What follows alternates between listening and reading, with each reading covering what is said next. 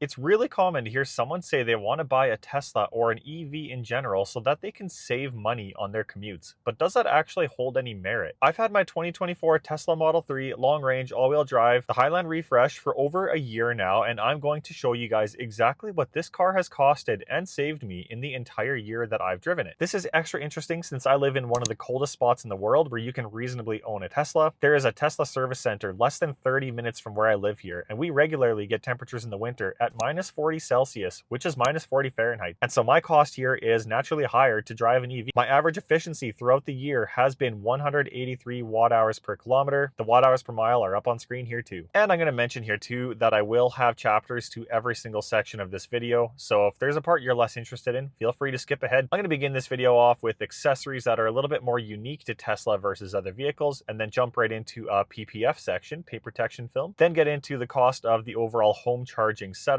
then the electricity costs that my car has incurred over the entire year versus what gas would have costed me in various vehicles that I'm going to compare to. So hybrid vehicles, normal gas, small crossover SUVs, and also a pickup truck. This is a section where I saved a lot throughout the year. Maintenance cost section will be after that too. Tesla saved a ton of money there. I did get some winter tires and wheels. I'll get into that. And of course, the insurance costs and the added EV tax. I got to mention here too, this video is totally not sponsored. However, I am going to shout out various accessories or products that I do use and I'm going to recommend here. And I'm going to have everything I mentioned here linked in the description with a discount code for you guys too. So to start out with small stuff like accessories, a lot of these are very consistent or similar from gas vehicles to Teslas. So I'm not going to include every single tiny little thing since a lot of them, you can just get in a gas car and they're very optional. Things like floor mats, of course, you're going to get with any car. I have my 3W floor mats that I really like, and I also have floor mats from T-Parts that I very much enjoyed having too. Both of those ones I have linked and I can highly recommend. But there is one large accessory group that is very unique to Tesla specifically. Not even any other EVs have something similar to this, and that is the S3XY, the sexy lineup of products from Enhance Auto. If you've watched any of my videos, you know that this is for sure my favorite accessory that I have, and I am pleased to announce that they have a 20% off site-wide sale starting today on April 1st, running until April 16. That becomes 30% off with my code FrozenTesla. And if you've been on the fence, now is actually the time to buy. Now, these ones are not cheap. These products cost hundreds of dollars. However, what you're getting out of the deal here is some pretty epic products. The lineup includes the Commander, which is the brain of the entire operation. This is how you make all your settings and all your automations for your car specifically. It also is what links everything else together, such as the knob, which I featured in detail in a lot of my videos showing the battery temperature. And you can program this thing to do all kinds of shortcuts too and have the buttons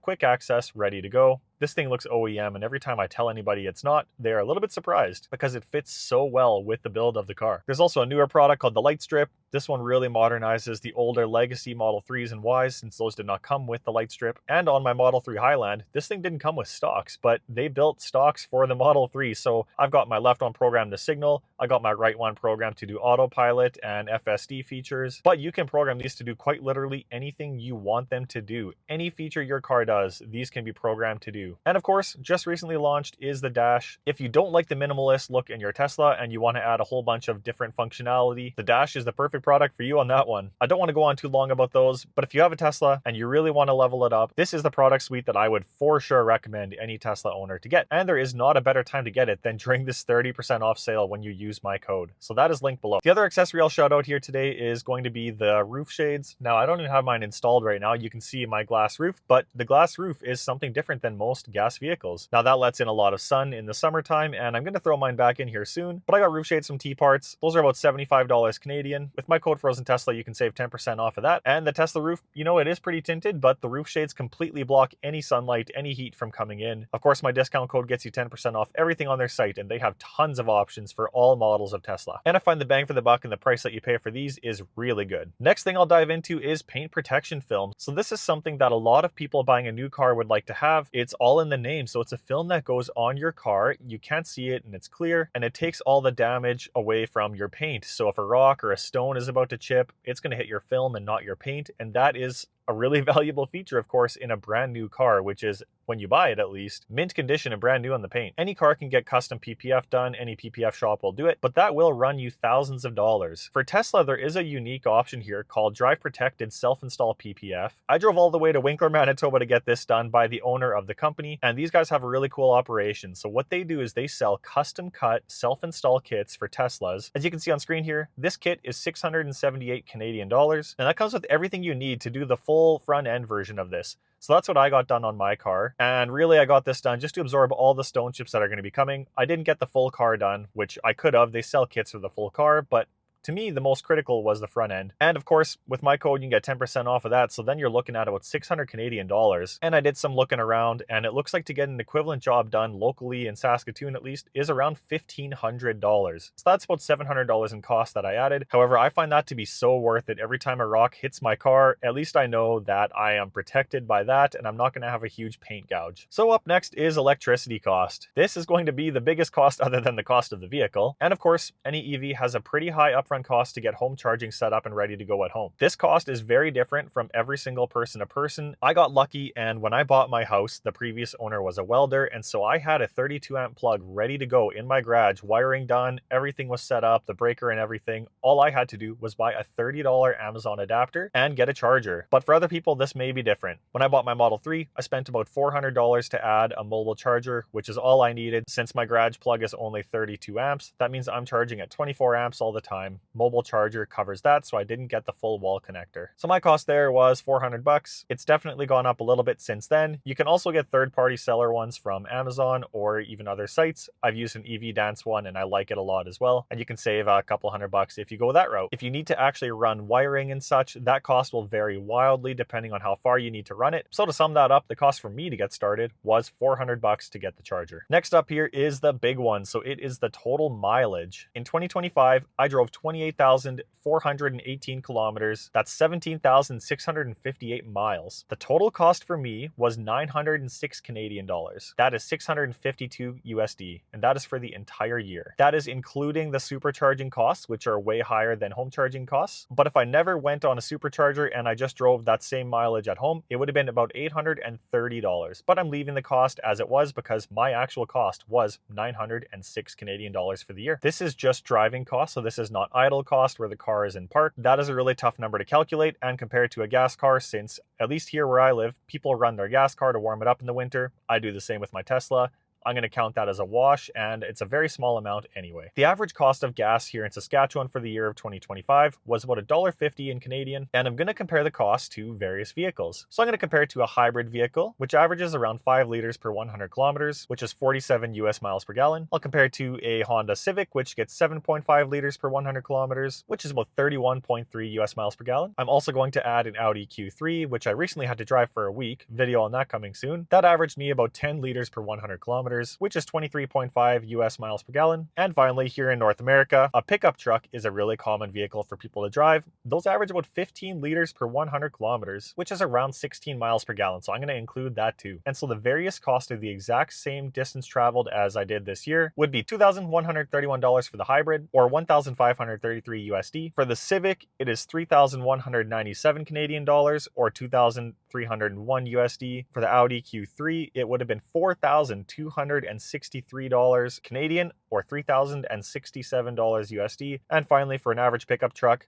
this cost would have been $6,394, or $4,600 USD. A sort of comparable car to this would have been a Civic or an Audi Q3, depending on if you wanted the sedan or a small entry-level crossover. But even in a Honda Civic, a Tesla would have saved 2,291 Canadian dollars, and that's just in 1 year. Of course, that is far from paying off the car in 1 year, but if you level it out to 10 years, which I plan to keep this car for, at the current pace here, that's about 23,000 Canadian dollars in savings. And that's not even factoring maintenance and things like oil changes. Based on my distance traveled every year, and I do not expect it to go down, and if you do a full synthetic oil change every 8,000 kilometers or 5,000 miles, which is pretty standard, that's around 4 oil changes per year. The cost that I've been able to find for an oil change is about 120 Canadian dollars. I think that's a conservative guess. I think it's actually a little higher, and so that is about 480 Canadian dollars per year. Add that to the 10-year equation, and that's $4,800 in oil changes that the Tesla simply will not have to do. That brings the total savings in 10 years up to about $28,000. Not bad considering considering I paid 62,000 Canadian dollars after tax for this Tesla Model 3 long-range all-wheel drive, including the white seats and including the blue paint color. Now, if we change those numbers a bit to be the Audi Q3, which I averaged at 9.8 liters per 100 kilometers, so an average of 10 we'll call it for this video, the total gas saving per year is $3,357 in the Tesla, or $33,570 after 10 years. And if you include 10 years of oil changes, that bumps it up to $38,370 in savings. Plus, of course, the convenience of not having to go out of your way and get 40 oil changes done over the course of 10 years, which is kind of a lot of time and inconvenience. And just for fun, if you daily drove a pickup truck, which a lot of people do here, every single year you would spend $5,488 more in fuel than you would the Tesla. So in 10 years, it's $54,880 more. Adding the oil changes brings it to about $59,680 extra. Or another way to look at that would be, it's a free Tesla Model 3 long-range all-wheel drive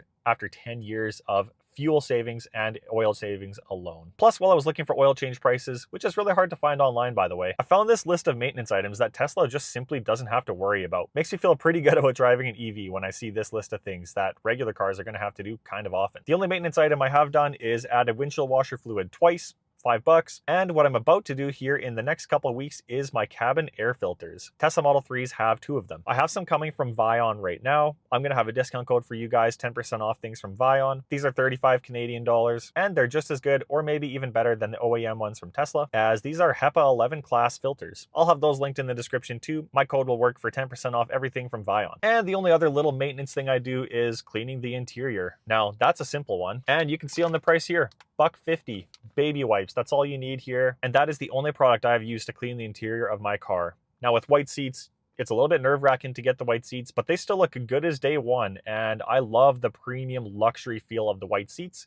And with baby wipes, I feel like if they're good enough for a baby's skin, they're good enough for the seats in my car. They wipe away dust, they leave no residue, and if there's ever a spill or a muddy mess, they take it off instantly, and you just throw it away. Good as new. I also did buy winter tires. This is pretty standard from an EV versus a regular car, but that is something I purchased, is about $1,800, and I got them from PMC Tire. You can get wheels and tires for all makes and models from that site. I have no affiliation or link with them, but I found them to be the best deal and the best configurator. You can order tires to be dropped at your doorstep, fully mounted, balanced, TPMS sensors, everything ready to go. I do my own tire changes in my garage. I like to do that kind of stuff at least and save some time and money. They got shipped to my door within a few days, all ready to go. Just under $2,000 for that. And final cost section of the video here is insurance. In Saskatchewan, my province here in Canada, the basic insurance covers the vehicle registration as well as covers your road insurance. So if you get into an accident at your fault, you pay a $700 deductible and the whole accident is covered under this insurance. I do pay an extra voluntary $500 a year for a package policy, which substantially lowers my deductible should I ever need to make a claim. This is something I really recommend for anyone buying a new car here at least. I have full replacement insurance as well, so if the car gets written off or totaled within the first 5 years, I get every single cent I spent on the car brand new returned to me as a refund. So that is really nice to know that depreciation and anything else like that will not be a risk for me until my car is at least 5 years old. And so the overall insurance cost for my Tesla for 1 year is $1,661 Canadian dollars, plus the $500 for my package policy. The only thing extra above this is the $300 EV tax that is tacked on. Since Teslas avoid paying that tax at the gas pumps, they are adding that to the overall insurance here when you register your car, so there's no avoiding it, but that is included in the $1,661 here. That also just got raised this year from $150 a year up to $300. So the province is kind of actively working against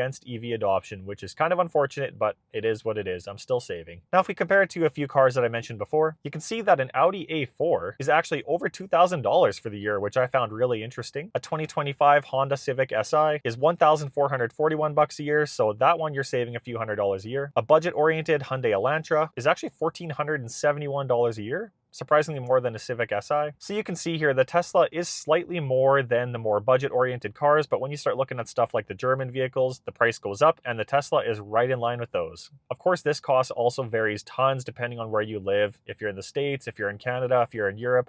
I know that here in Saskatchewan, we have really good rates for insurance. There's definitely a misconception that Teslas cost way more to insure than an average car, but at least for me where I live, Not the case. I do have a really clean driving record, so these numbers are discounted by about 15% from normal, and so these are the numbers that I would be paying. So guys, there you have it. This is what I spend on my car throughout the year, and it's a pretty good way to look at what I'll spend for years to come too. So what I've learned here is after a year, I've already saved around $2,500 compared to if I had just kept on driving a Civic, not to mention potential maintenance items, so I am really happy with my purchase to go EV. And if you're considering a Tesla for yourself, make sure you use my referral link, also in the description. If you click on it, you'll see what Tesla is offering. Thank you for checking out another Frozen Tesla video, and I will see you guys on the next one.